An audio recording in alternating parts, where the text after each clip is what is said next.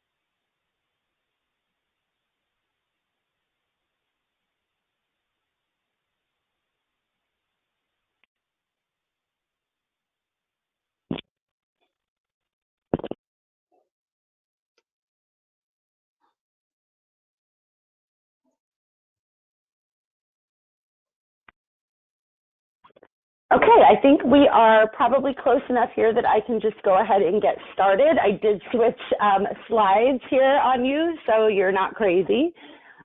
This is just a little bit clearer for you so that you can see. You will remain muted today, so you will communicate with us via the question feature. So you'll be able to see that here where the purple arrow is.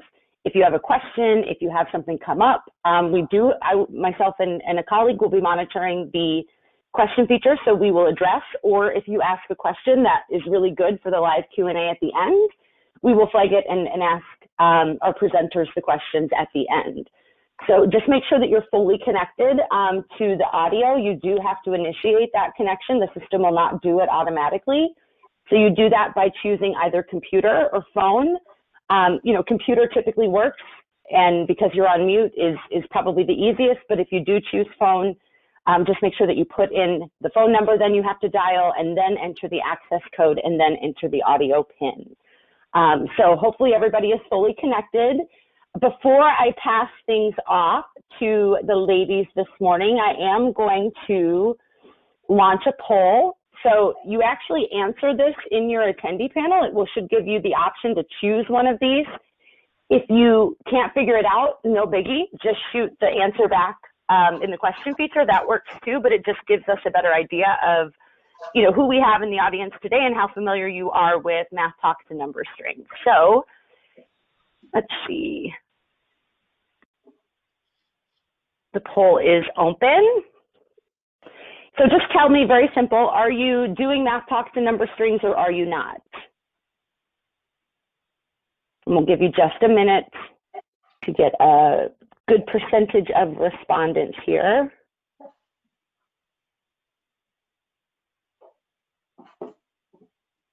Okay, so ladies, just for your understanding, it's going to look like we're about 50-50, 54 to 46 though, so you have about half of your attendees are doing this, and we'll have some familiarity with it. So I'm really going to be in the background. I'm going to go ahead and pass things off to you, Catherine, so I'll make you the presenter, and then I will be here and take back over at the end here. You should get the notification now. Okay, awesome. Hopefully everyone can see us now. Getting a little used to this. Yes, we can. Okay, awesome. So Tabitha's going to hop on as well. So we're just going to go ahead and introduce ourselves, and then we're going to jump in. I will say that I'm super excited from seeing that poll because it seems like there's a lot of you who are unfamiliar with number strings, and we're both very passionate about how they can support students. So we're excited to talk about it. So my name is Catherine Castillo. I am the curriculum coordinator for mathematics for Springfield Public Schools in Springfield, Missouri. We have about 25,000 students. And I'm Tabitha Eutsler. I teach third grade here in Springfield Public Schools. I teach at Jeffries Elementary, and I've been there the last 10 years. Awesome. Okay, so now I've just got to remember where to show my screen, and then we're going to be off.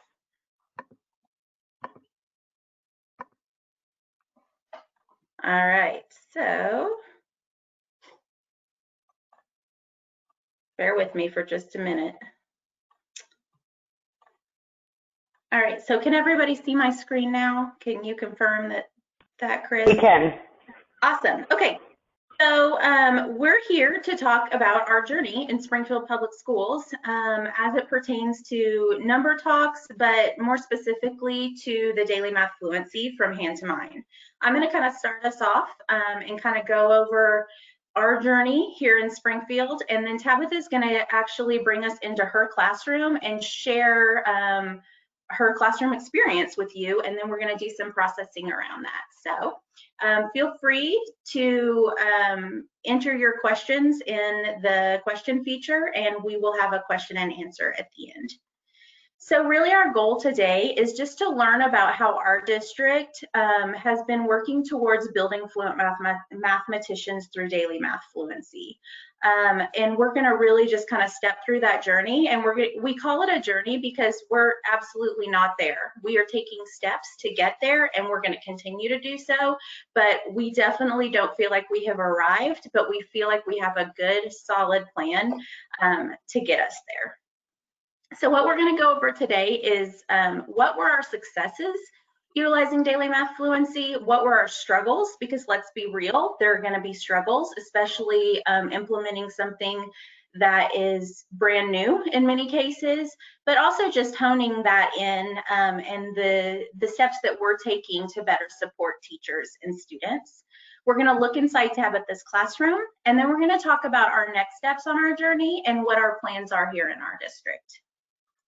So just to get a picture of Springfield Public Schools, this is our demographic breakdown. So we have just under 25,000 students.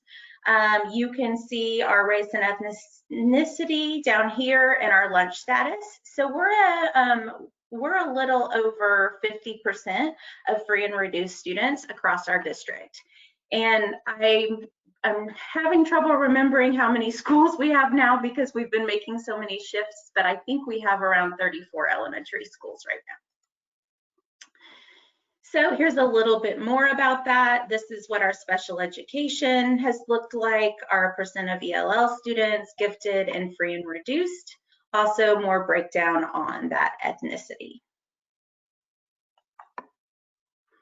So I want to start by saying that we really started this journey and really bridged it from that research that Jo Bohler has made really prevalent through her book, Mathematical Mindsets, and the research on growth mindset from Carol Dweck. So I have linked a video here, and this will be sent out afterwards, but I just wanted to kind of talk through where we started in our journey. I will say the toughest thing in implementing this wasn't implementing the math talks, it was changing our view of what a fluent mathematician looks and sounds like and the pathway to getting there. And so one of the first things that we did was made sure that we tried to spread out the knowledge based on the brain research that Jo Bohler summarizes about speed not being important in mathematics, and it's more about making connections and building on strategies. So we will include that in the follow-up, but we're not going to watch that for now. So basically we got started and our problem was really that research indicated that time testing was detrimental to student success and it was not building number sense. We have seen a decline in our math proficiency in our district, and we knew that we needed to do something about it, and we knew that the best pathway to get there was going to be to really focus on number sense as a starting place. So our desired outcome was to move to a more strategy-based fluency, and we really viewed the vehicle as number talks. So I'm going to talk a little bit more through that in these next couple of slides. So what did we do? So we set up some mandatory professional learning that included Jo Boaler's mathematical mindsets. We had teachers all watch her TED Talk and learn about, how does math look differently and what does a fluent mathematician look like? We looked at NCTM's definition of fluency and what was lined out in their book on principles to actions and what does it mean to be a fluent mathematician. And we realized very quickly that what we thought was fluency as a whole in our district was not what research said and what the recommendations from NCTM were, that it was more of those strategy-based fluency practices. And so that just fueled us in it even more because our philosophy really was tying into that, and we felt excited about the journey, which is really the first step. So we started offering some professional learning offerings. So we started with the Sherry Parrish book, Number Talks, and if you haven't seen that, she has several of them. But when I was an instructional numeracy coach, this was the book, actually even as a first grade teacher, this was the book that I used in my classroom. It's just lots of different number strings, and it's based on strategies. So you might have an entire page that talks about bridging to 10 or like the making 10 strategy, or you might have several number talks on counting on and that sort of thing. And so we did some district PD around that. And that came in the form of after school workshops focused on a K through 2 audience and a 3 through 5. Those were really well attended. And I purchased those books for people who came and some other manipulatives to use along with that. And we'll talk a little bit more about that as we continue to talk about the journey and what some feedback was around that.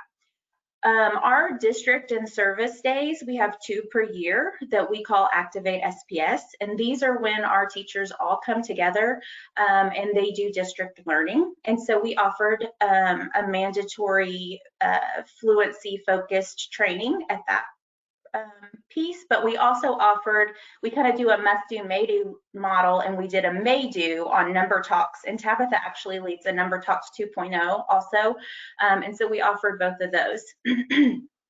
I hold a numeracy academy for our elementary teachers, and we're on, I think we have up to year 3 now, but in that first year of numeracy academy, we pull out grade level teachers who sign up 3 times a year for 3 hours a day, and we do deep dives into things like number talks and 3-act math and that sort of thing. And then I went, and Tabitha has done some site-specific training. So maybe one of our buildings says, hey, we want to learn more about this. Or I have teachers who reach out and they're like, can you just come and model this in my classroom? So those are really great because it means people want to learn more. So we offered those as well. So we got a lot of feedback based on those, and it was really that teachers love number talks and they really wanted to implement them in their classrooms, but they wanted a resource that was grade level specific and that taught the strategies that we were asking students to consolidate when they were utilizing number talks in their classroom. And so I actually put out my feelers pretty quickly and started looking around for places that might be doing that. And I always go to hand2mind first. I have a really good relationship with my rep. And I said, hey, Jason, do you guys have any? He's like, what are you looking for right now? I said, I need something on number talks, grade level specific number talks. And I don't know if the stars just aligned or what happened, but he said, we're actually developing that right now. So very quickly, I got some teachers together who had been doing some work for me and said, hey, would you be willing to pilot these? And so they did. And they piloted, we had about 20 teachers across grade levels, and they loved it. So we knew we were on the right track. We knew we liked the resource and we wanted to pursue it.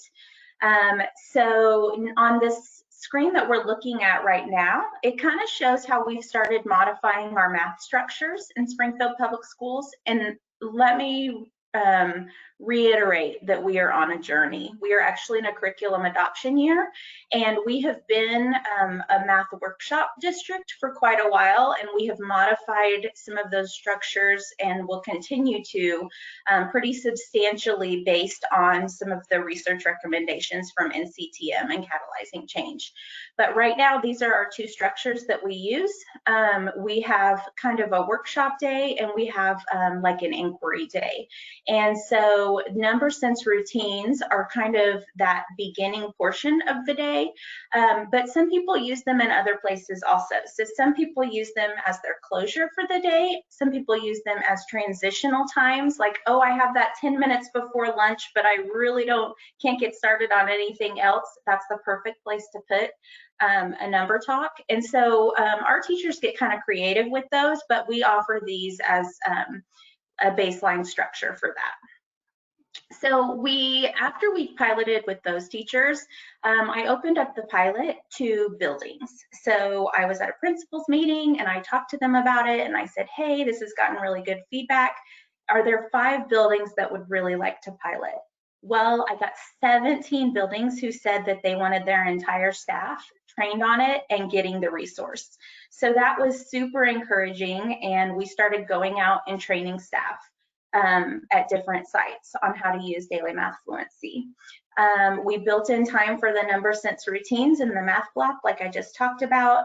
And then next year, we will be doing a full district-wide implementation of number talks through daily math fluency.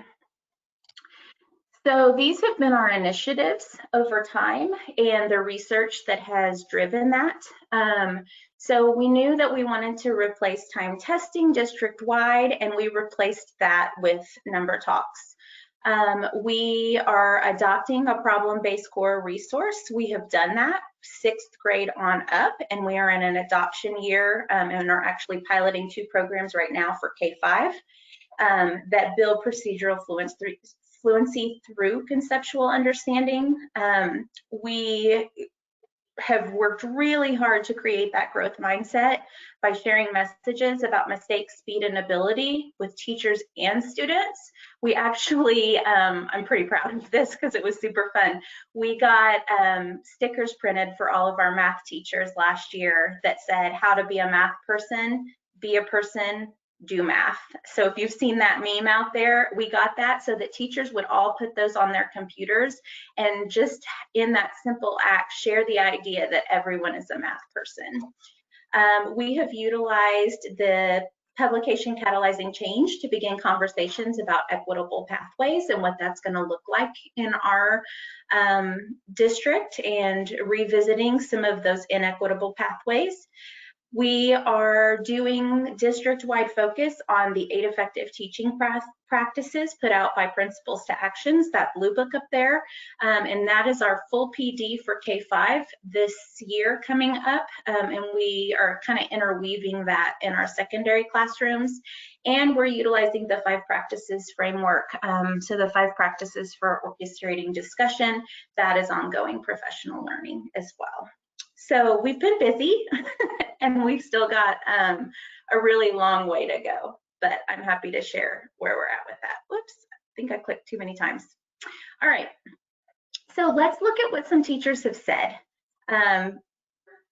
So I sent out a survey, and this was to those initial 20 that we first piloted with, and I haven't done a similar survey yet, or not one that I can locate, but when I do, I'll have some more information on that. So just take a minute to look through these teacher comments.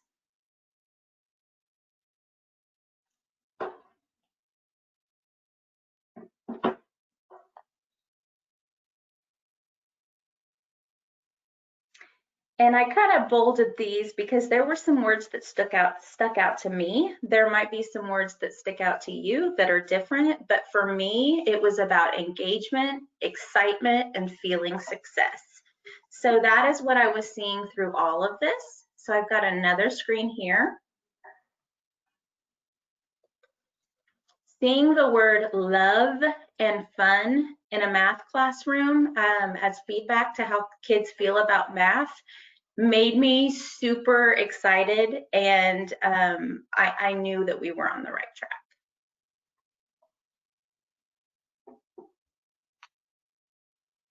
So let's jump over into some anecdotal data. So unfortunately, we were hoping to have some pretty hard data to share because we thought we were going to do end of year testing, and we all know how that turned out. So we have a lot of anecdotal data, but I do have a couple instances of teachers who have been using it all year who have some other data to share. But these are some of the things that teachers were saying. I've noticed that my students can explain their strategies more than ever before. I keep seeing that strategy usage over and over and over. I've seen students using their fingers more as a tool.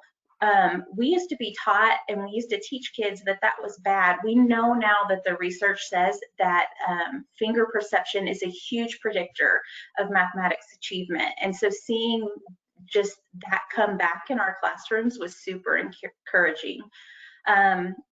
Students are finding that numbers can be manipulated. I mean, just let that sink in for a minute. Numbers can be manipulated. It's not just about this operation anymore, but there are these things that I can play with and work with and decompose and compose.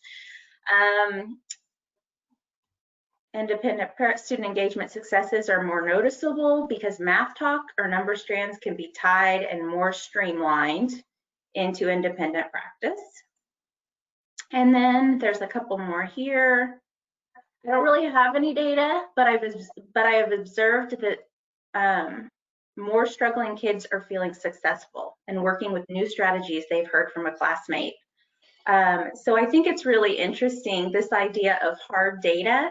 It's, when I read these, I'm like, that's like the hardest data you can get. Those are your observational tools. Those are your formative assessments that are happening every single day. You're noticing that kids are making use of structure and they're able to explain their reasoning. That is a huge, huge win.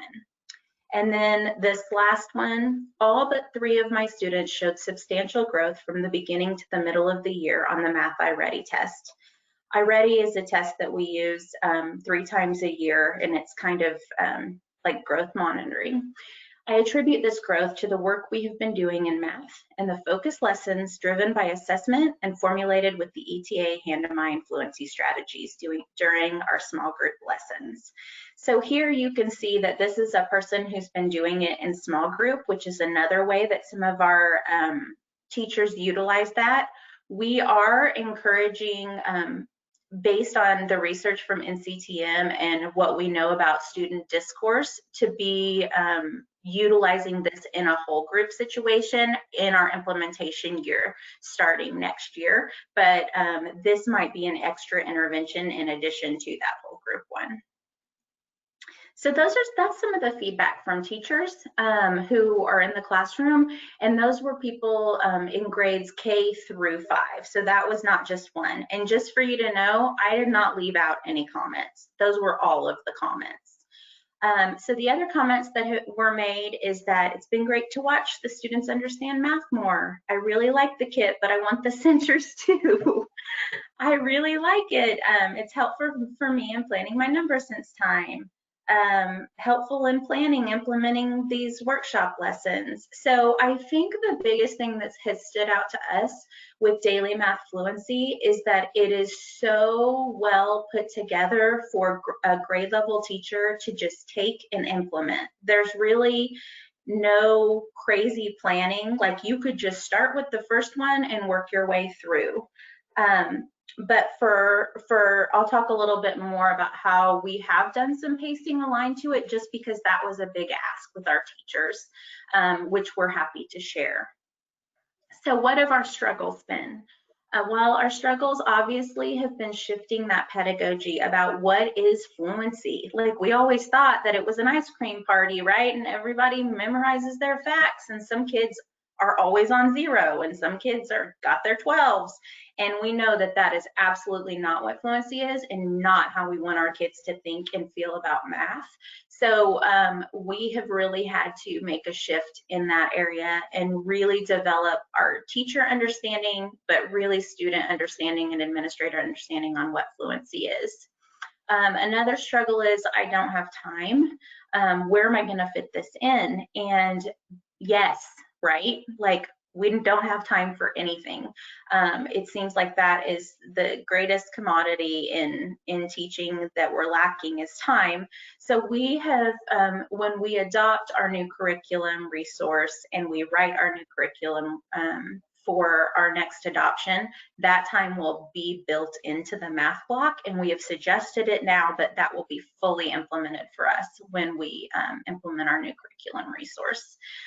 But one of the biggest suggestions for that, and I remember this as a teacher, is like, what I love about number talks is they're so focused and so short, but so powerful that I could fit those into those times. Like, we did breakfast in the classroom. I could do a number talk while we were eating breakfast in the classroom, because they're just showing me with their hand signals what they know about numbers and sharing out. So we could be eating at that time. It could be that 10 minutes in between.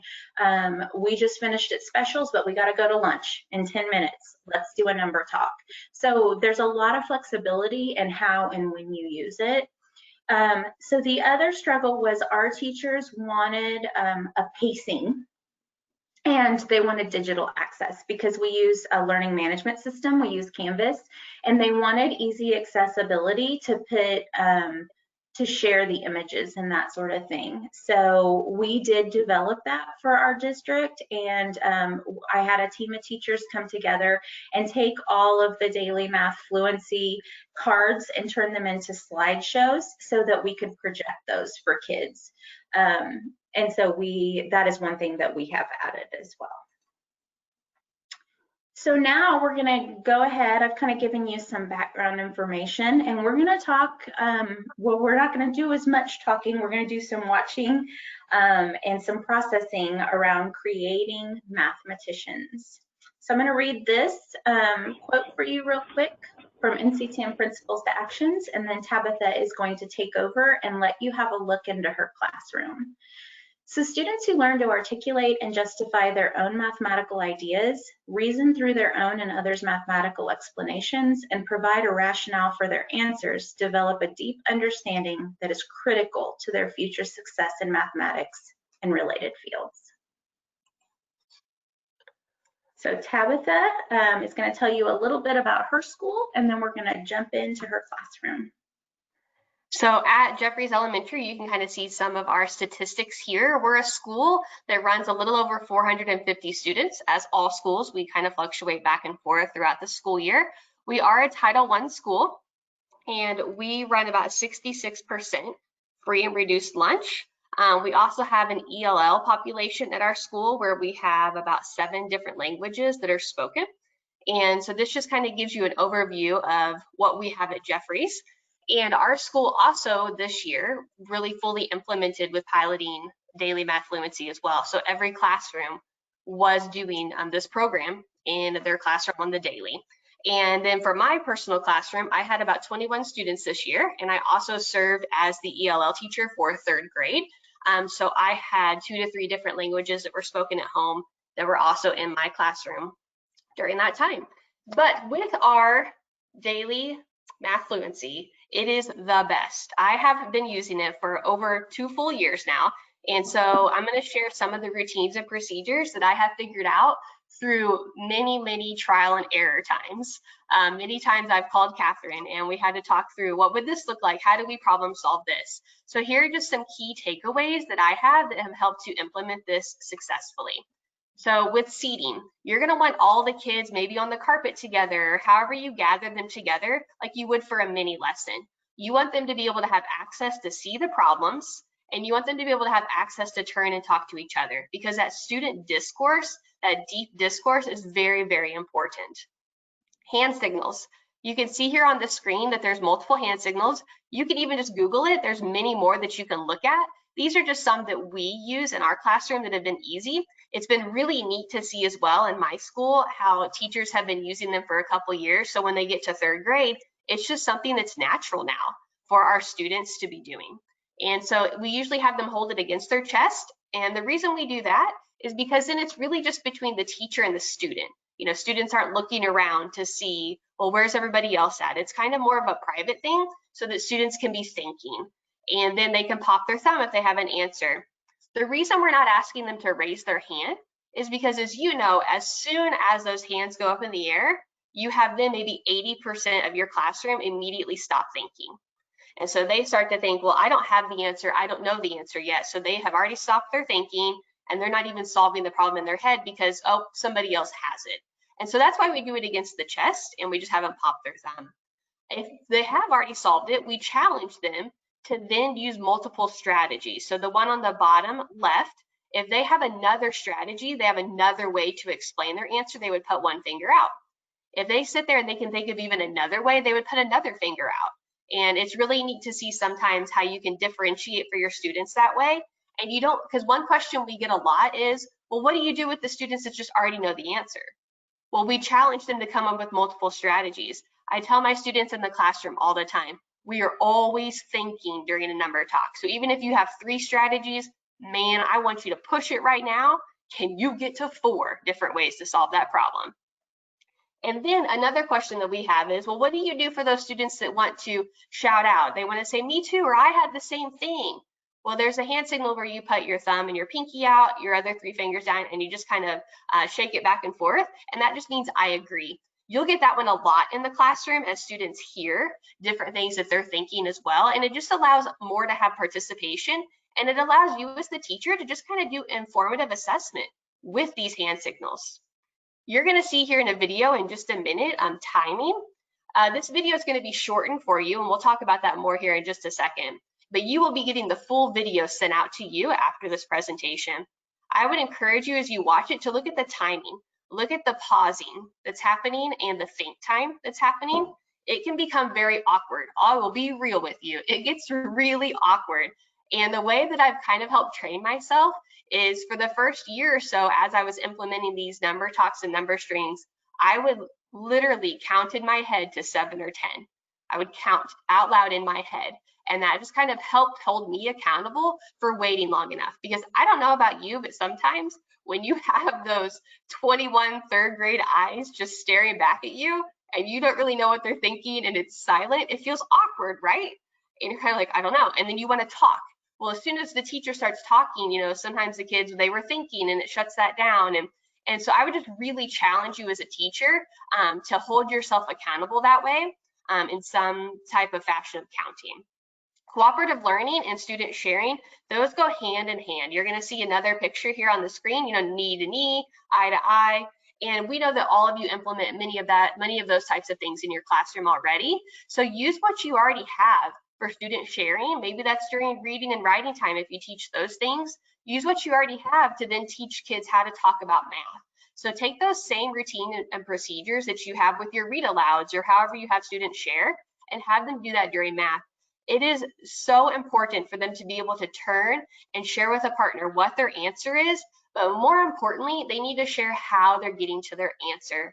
And one of the neatest things that I have seen in my classroom is then students will start to question each other. The more confident and comfortable they get, at the beginning of the year, I give them sentence starters. And so they have sentence starters. I think the answer is, here's why I think my answer. And I kind of get them started that way. And it's just really neat when you're halfway through the year and you start to hear kids saying, well, I didn't get 12. How did you get 12? And then they're going back and forth with that discourse and they're deeply sharing what strategies they used in order to solve the problem. So there's some takeaways that I've learned from my classroom. In this video, like I said earlier, it is going to be shortened for you today for the sake of time. But I really would challenge you to watch it later on because you are going to be seeing lots of various maybe strategies being used. And to be honest with you, when this was filmed in my classroom, this was, I'll kind of give you a hint already, one of the first times in my classroom the wrong answer was given, but it was the only answer that was given. And so I was standing there as a teacher. I didn't really know kind of where to go, but I knew what to do as a teacher would be to pause, to listen to my kids, allow them to think, allow them to question each other, allow them to come to the right conclusion. Now, I'm not going to sit here and say that's easy. My rescue mode wanted to come in so quickly. I really wanted to show them, oh, but if you just did it this way, if you just did it that way, we would get there. But I would challenge you to really just try to listen to your students, because this video shows how powerful it is for a class to work together and come to the right answer and grow their brains, and how much more powerful it is for them to listen to one another instead of a teacher constantly saying, me do, you do. It's the students doing the learning and the teacher facilitating.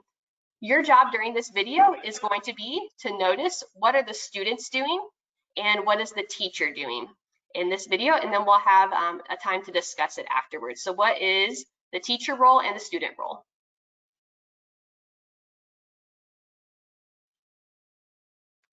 Okay, give me 1 second. I'm going to share the video here. All right. Let's see, hopefully. Okay. You need a little more think time, because that's when you're really going to need to think of a strategy. Answers?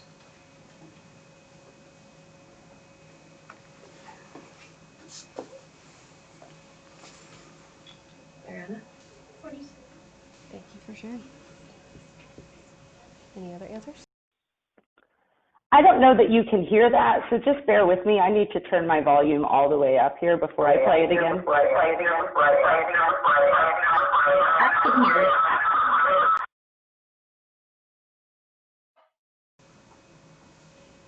You need a little more think time, because that's when you're really going to need to think of a strategy.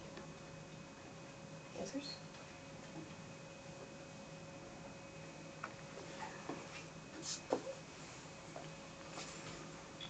Mariana? 47. Thank you for sharing. Any other answers?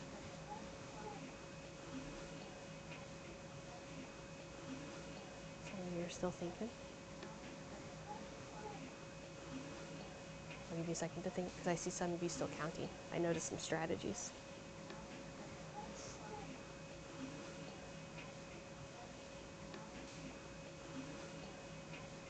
Any other answers? Okay, here we go then. My favorite part, defend. How do you know it is 47 is our answer then? Well, here we go. Defend away. Owen. So, I did it by stacking. Okay. I put, 223. And, I put 186 down on one. And, so first what I did is I crossed out the 2 and the 10, 20. After that, I got to the 3. I added 10 to it. So you added 10 to the 3. Okay. Okay.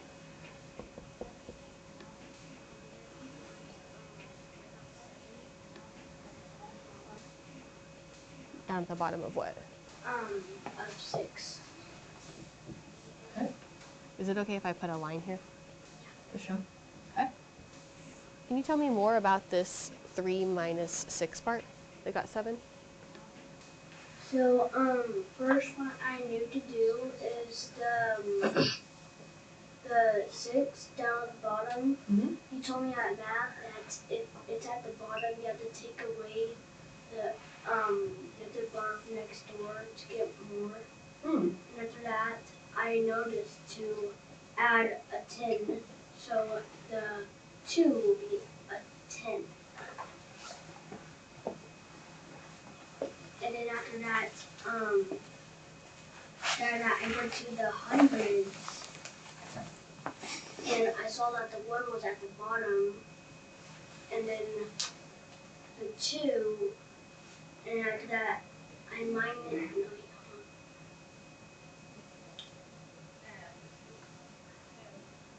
I call him a friend. Mm-hmm. Yeah. Someone like to continue Owen's thinking? So what he's trying to say is you can't take So we have to borrow from the 200, Okay. the 223, and you cross out the 2 in the hundreds place and put a 1 up above it. Okay. To represent 100, and add 100. Add a 1 in front of the 1 in that has the 10. Put it like that? Yeah. Okay. You have to take away 80 from 110, which equals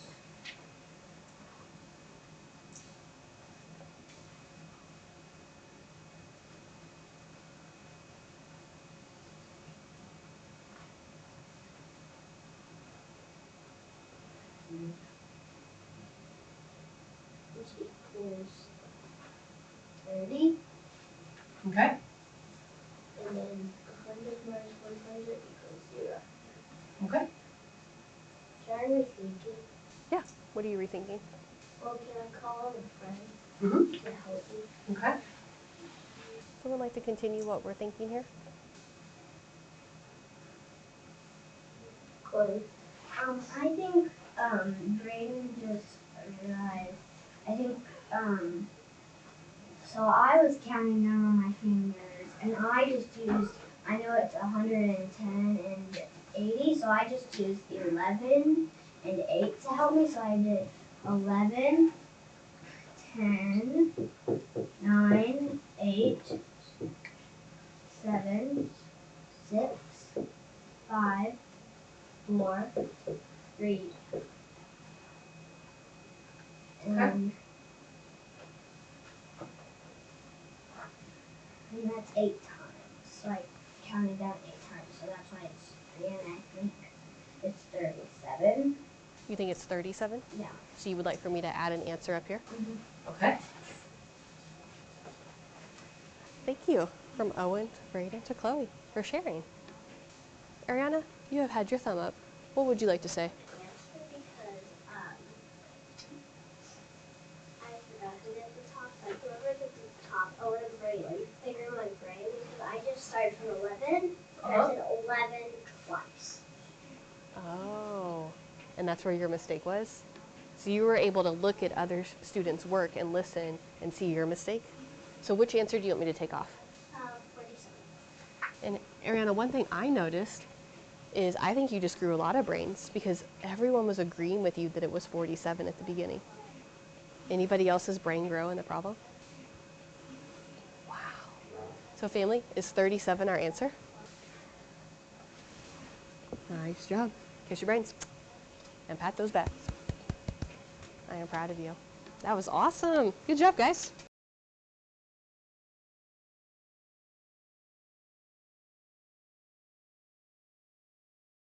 Thank you for watching that video. And like we said, you will get the full one sent to you. There's even some interviews with some of the students at the end of the video for you to watch, and feel free to use that video to help support your teachers as well.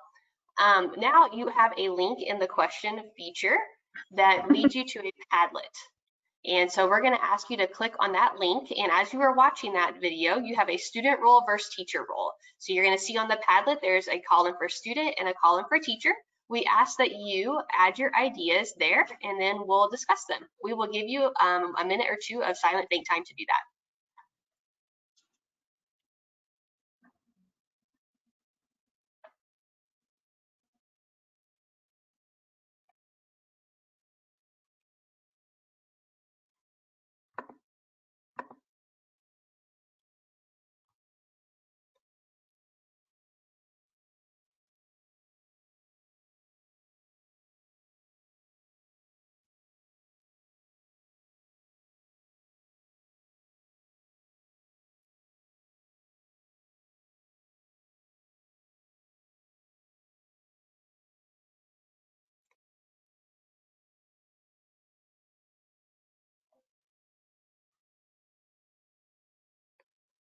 Continue to add your ideas, and as you are, I'll kind of try to sum some of this up for you that we are noticing in this Padlet. The student role that we're kind of seeing is students are allowed to think, students are sharing, they're calling on friends, sharing multiple strategies, using hand signals are kind of the things that we're seeing.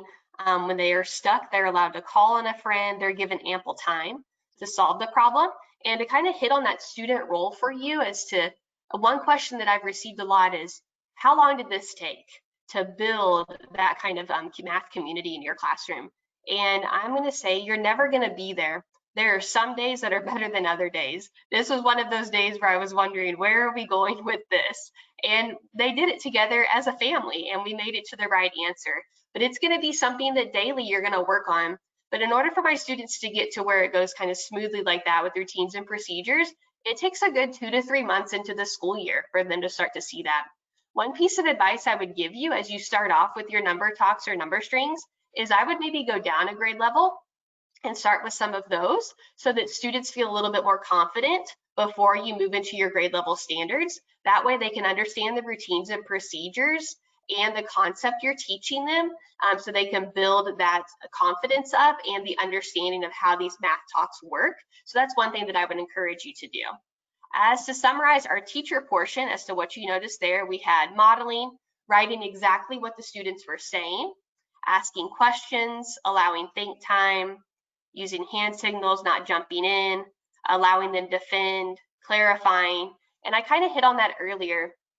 I learn every single day, and I've made mistakes every day with these as well, where I do jump in too soon or I ask too much of a leading question. So I challenge you to know that it's okay. You're not always going to ask the perfect question. You're not always going to lead them perfectly, but the kids need to see that as well. They need to see that we're all learning this together. So it's going to take you asking questions and then seeing what kinds of questions help your students. What are the best questions to lead your students? So it's going to take trial and error, and it's going to be a fun journey for you and your students as you build that math discourse and that math thinking in your classroom. On the next slide, we're going to ask you to review the 8 effective teaching practices. And so looking at those from NCTM, maybe just type it in the question feature real quick. You could even just type the number if you want to. Which of these practices did you see prevalent in that video, in that number talk?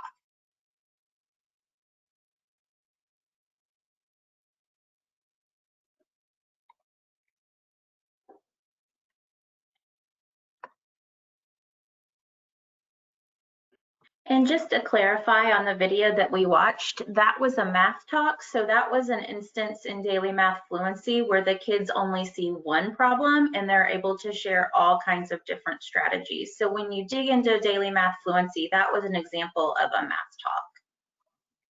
Yes. And if we were to be all together and we were discussing this, we know that eventually we would be able to see that all 8 of these effective teaching practices were prevalent in the classroom during that time. We were connecting our math, we were having discourse, we were building fluency, and we had evidence of student thinking. And so that's the powerful part about these math talks and these number strings, is that you are doing all the 8 effective teaching practices each time you implement one.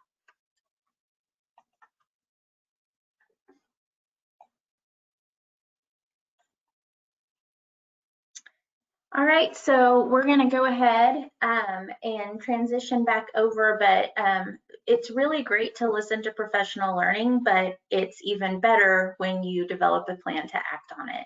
So based on what you have heard so far today and what you experienced in Tabitha's classroom, what is one thing that you want to remember and act on? And some of you may want to write this down. Some of you may just want to kind of think about it and internalize it. But I would encourage you to just take maybe 30 seconds, and I'm going to be quiet for you to do that.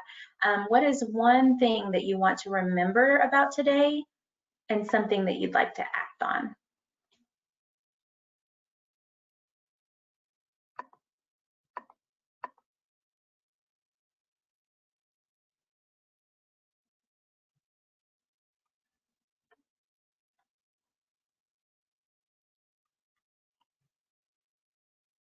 Okay, so hopefully you had some time to do that. So just to kind of look, to come back and shine the light back on us here at Springfield and our learning journey, these are the things that we're going to continue to do to support teachers and students in becoming fluent mathematicians.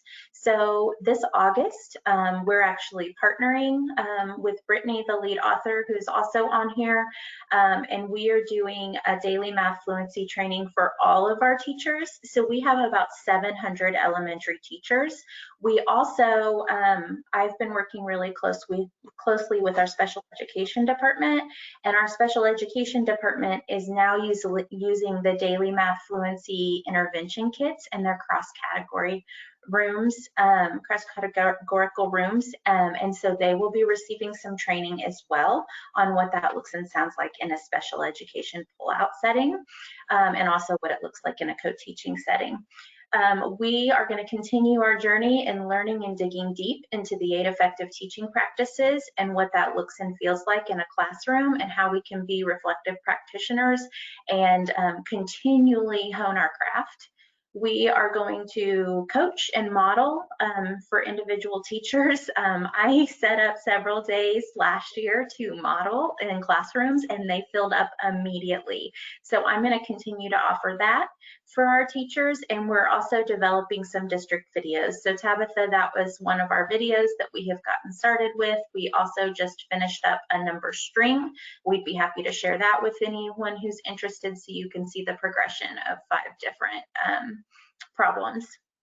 We're going to continue our deep dive trainings, offering some may-do options for people to go deeper. I know Tabitha offered one that was really well received about how to record student work. So you noticed a lot of that. She was recording what students were saying, but in the next video, if you choose to watch that from Tabitha, she's actually transitioned to students being the facilitators of the math classroom. And so if you think about that, and I didn't link it in, but that discourse rubric and principles to actions, she's really made that shift to a level 3 by doing that. We are going to continue to dig into the 5 practices for orchestrating discussions. I'm offering another year of Numeracy Academy so teachers can continue to grow there. And then we are going to work this into our curriculum guides with a really strong scope and sequence that bridges what we know of building procedural fluency from conceptual understanding. So as you can see, our journey is not over, it's just beginning. And we also share this with principals and administrators at monthly Java Likes. So that's our journey, and I thank you for coming along with us on it. We're going to take this time for you to ask us any questions that you may have. And then the last slide that I'll share up is our contact information. You're welcome to reach out to us anytime. We both love talking about math and thinking about how we can get kids more engaged and really get them to internalize that they're all math people.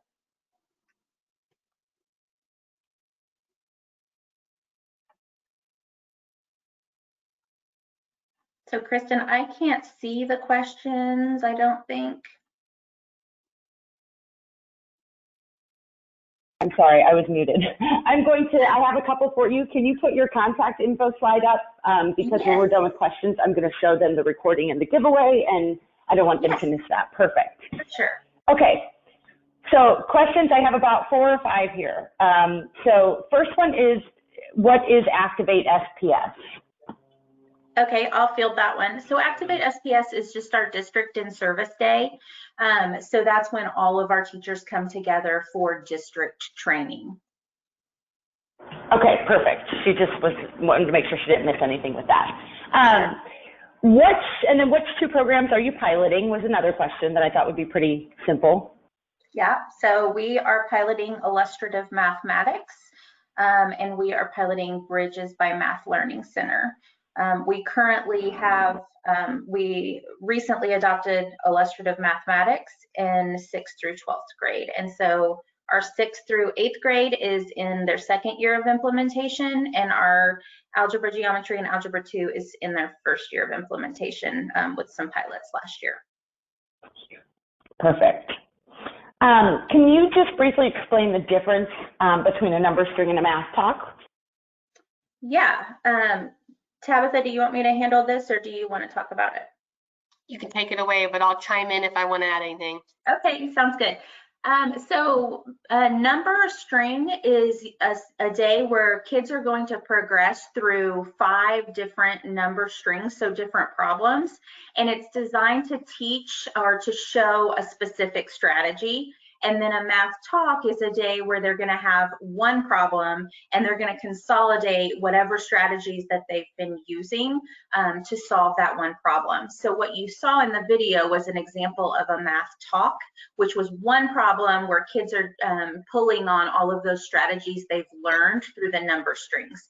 This is really what sets daily math fluency apart for us from any other number talk situation that we have seen or had seen. And it's because when we were doing the Sherry Parrish number strings, those were like a string of 3, but our teachers never felt like we showed them a strategy. They were always just trying to grab a strategy that they may or may not have. So really, Daily Math Fluency does a fantastic job of building the strategies in through number strings and then allowing for that consolidation through math talks. And Catherine, I'm going to piggyback on that a little bit to give them a little bit more explanation in the video. When you watch the full video, you're going to notice that my students are constantly going back to what they call the stacking method, you know, the algorithm. You're going to notice that. And I kind of debriefed with Catherine afterwards and kind of thinking about my students. I was a little frustrated by that because, as Catherine had just explained, we had done multiple number strings up to this with some subtraction to build certain strategies in the subtraction area. So I was a little taken aback that they were reverting back to the algorithm because we had not even really covered that in 3rd grade at all. We had been using other various strategies. And so it was a really great little informal assessment for me to just give my whole class within 10 minutes or less to see, wow, we really need to go back and focus more on those number strings and those other strategies, because my students were constantly just going back to what they had been taught in the lower grades, which is that algorithm, that memorization, that procedure and those steps. That's what they felt more comfortable with.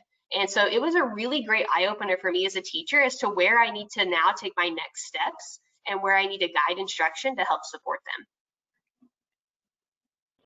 Good answers, good answers. This one, hopefully you can provide a little bit of insight. Would you suggest not accepting difference answers and only strategy answers? No, I would encourage to accept answers. The only piece of advice I would give there is try not to accept more than maybe 3 unless you don't have the right answer up there. But I didn't have the right answer either. Nobody else had an answer to give. You want kids to feel comfortable and confident to share. Now that's going to take building a safe environment for them to know that their answer is going to eventually be crossed out.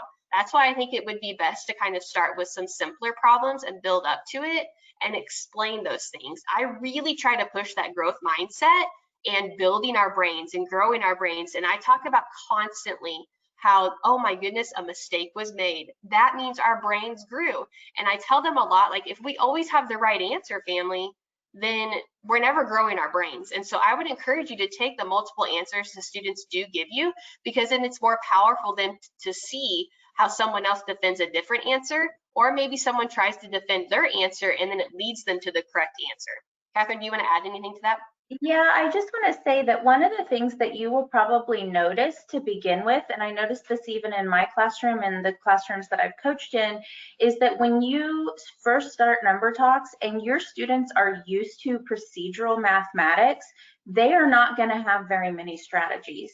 And some of them aren't going to have the academic language or be able to verbalize and justify their reasoning. So a lot of that takes time and just really pulling that out with those facilitating questions. So a lot of times when I would first get started with kids that had never experienced something like this, they would say things like, well, I just knew it. I saw it in my brain. And so just having like a bank of questions that you can continually ask kids, well, if you did know, tell me what you think it would be, or what did that look like in your brain? If you said it out loud, how would that sound? Or like we saw many, many times in Tabitha's video, can another student build on this? Would anyone like to build on their thinking? So that we don't let that conversation go. We continue to push for justification, even if that particular student doesn't have the words yet. Perfect. Love it. Okay, so I have to limit it to the next to two more, but I'm going to try to like ask them as one. They don't really go together, but that's okay. So first, because I think it's a great question, was it intentional that they didn't have paper and pencil? So that's part one. Part two is, can you speak to, you know, how you realistically do this in an e-learning environment? Yeah, so I'm going to say my part about paper and pencil, and then Tabitha can tell her philosophy on paper and pencil. We're really wanting to build number sense, and so we want to push kids to push their thinking mentally. So in particular, you saw in that video in Tabitha's classroom, they were trying to keep track of an algorithm in their heads.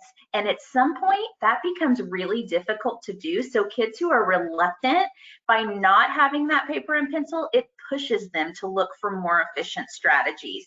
So to me, it's really, really important. The one thing that I will say is that there are some times where I will allow whiteboards.